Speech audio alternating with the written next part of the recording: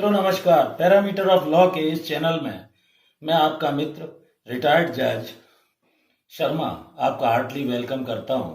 आज के वीडियो में मैं सीआरपीसी की धारा 320 जिसमें जो मामले क्रिमिनल केसेस होते हैं, फौजदारी मामले होते हैं, जिनमें एफआईआर से लेकर चार्जशीट तक पेश हो जाती है और दोनों पक्षकार आपस में सहमत हो जाते हैं कि उसमें राजीनामा किया जाए, वो ऐसी कौन कौन सी धाराएं हैं जिनमें कोर्ट की परमिशन से तथा कोर्ट की बिना परमिशन के पक्षकार चाहें तो राजीनामा कर सकते हैं। मित्रों, जैसा कि आप जानते हैं, कोई भी कॉग्निजेबल ऑफेंस में धारा 154 सीआरपीसी के अंतर्गत एफआईआर होती है। मामले में सारी विवेचना पुलिस के द्वारा की जाती है। बाद में चार्जशीट पेश होने के बाद भी यदि पक्षकार को किसी स्टेज पे ऐसा लगता है कि मामले में वो राजीनामा कर सकते हैं, दोनों पक्ष, चाहे वो विक्टिम हो जिसके साथ कोई अपराध घटित हुआ है, चाहे वो अभियुक्त हो, तो दोनों पक्षकारों की आपसी सहमति से वो ऐसा कब कर सकते हैं, इसकी व्यवस्था धारा 320 सीआरपीसी में बताई गई है, दंड प्रक्रिया संहिता 1973। इस धारा में कुछ ऐसे सेक्शन बताए गए हैं जिनमें न्यायालय की अनुमति से तथा न्यायालय की अनुमति के बिना कब कब राजीनामा हो सकता है। तो इस वीडियो में इन सारी बातों में प्रकाश डालूंगा और हाईकोर्ट को धारा 482 सीआरपीसी के अंतर्गत न्यायालय की अंतर्निहित शक्ति या इनहेरेंट पावर्स के अंतर्गत यह अधिकार दिए गए हैं कि वो किन्हीं भी मामलों में यदि ऐसा उन्हें प्रतीत होता है तो अपने अधिकारों का प्रयोग करते हुए हाईकोर्ट राजीनामे की अनुमति दे सकता है। तो कोर्ट में फौजदारी केस में आप राजीनामा कैसे कर सकते हैं, चाहे वो चार्जशीट पेश हो गई हो। एक बार किसी भी केस में चार्जशीट पेश होने पर क्या राजीनामा हो सकता है, इस बारे में भी इस वीडियो में बताऊंगा। धारा 320 सीआरपीसी दंड प्रक्रिया संहिता 1973 इस बारे में स्पष्ट प्रावधान बताती है। एफआईआर के बाद चार्जशीट पेश होने पर भी यदि पार्टीज उन अपराधों या ऑफेंसेज में कोर्ट के समक्ष राजीनामा प्रस्तुत करना चाहते हैं तो वे एक न्यायालय के समक्ष अपने वकील के माध्यम से आवेदन प्रस्तुत करेंगे, जिसमें दोनों पार्टीज का उन्वान लिखा होगा, विषय लिखा होगा, पार्टीज में राजीनामा हो चुका है या राजीनामा करना चाहते हैं, उसमें उनको सारी डिटेल देनी होगी। उसमें पार्टीज जो राजीनामा कर चुकी हैं दोनों के हस्ताक्षर होंगे, वकीलों के हस्ताक्षर होंगे। अब उनमें कोई विवाद नहीं रह गया है, पक्षकारों के मध्य राजीनामा हो गया है। तो पार्टीज यदि राजीनामा करना चाहती हैं तो ऐसी स्थिति में टेबल उसमें दी गई है, एक ऐसी टेबल बनी हुई है धारा 320 सीआरपीसी के अंतर्गत, जिसमें ऑफेंसेस को, आईपीसी के ऑफेंसेस को कंपाउंडेबल होना या राजीनामा होना बताया गया है।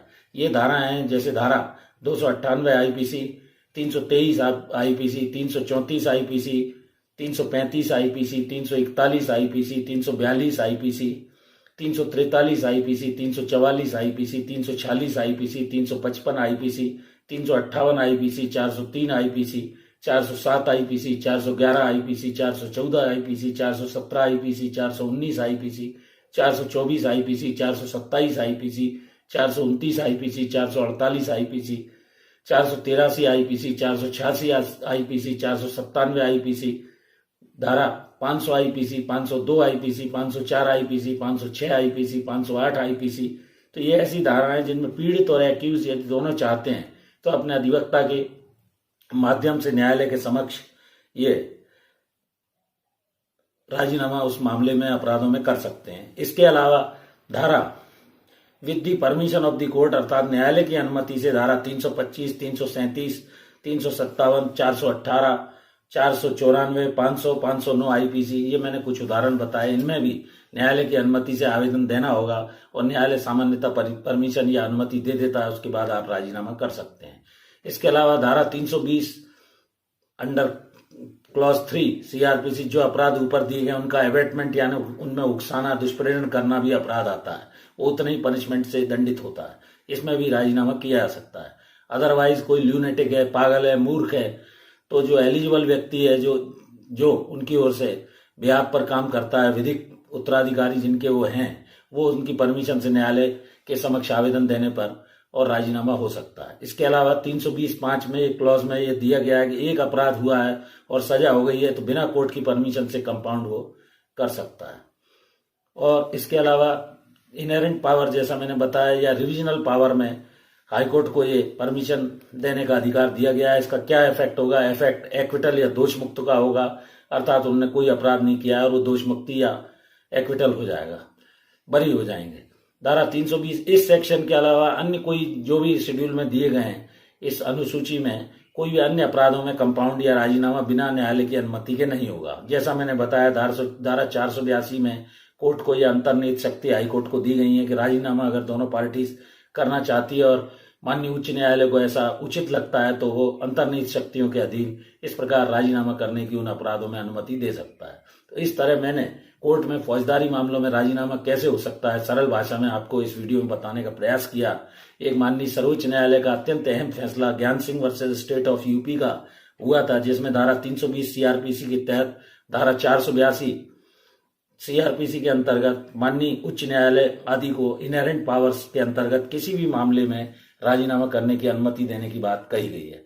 तो इस तरह सरल भाषा में मैंने आपको ये राजीनामा किन आपराधिक मामलों में, फौजदारी मामलों में हो सकता है, इस वीडियो में बताने का प्रयास किया। मैं छोटे छोटे वीडियोस के माध्यम से आपको इस चैनल पर प्रतिदिन छोटे छोटे कानूनी बिंदुओं को स्पष्ट करने का प्रयास कर रहा हूं। मैं आपका अत्यंत आभारी हूं। मेरे 15,300 से ऊपर सब्सक्राइबर हो चुके हैं और मेरा एक अनुरोध है कि मेरी धर्मपत्नी श्रीमती अर्चना शर्मा का भी एक यूट्यूब पर चैनल अर्चनाज आरटी आपके नाम से है और वो भी मुझे वीडियो बनाने में काफ़ी सहयोग प्रदान करती है। तो यदि आपको उचित लगे तो आप उसके भी चैनल को सब्सक्राइब कीजिए और देखिए, उसमें आर्ट, क्राफ्ट, सिलाई, कढ़ाई, बुनाई, ड्राइंग, पेंटिंग, भजन आदि समावेशित किए गए जो महिलाओं बच्चों के लिए अत्यंत उपयोगी चैनल है। मैं हृदय से आपका आभारी हूँ। इस वीडियो में यहीं तक, कल फिर मिलते हैं नए वीडियो के साथ। Thank you for watching this video. नमस्कार मित्रों।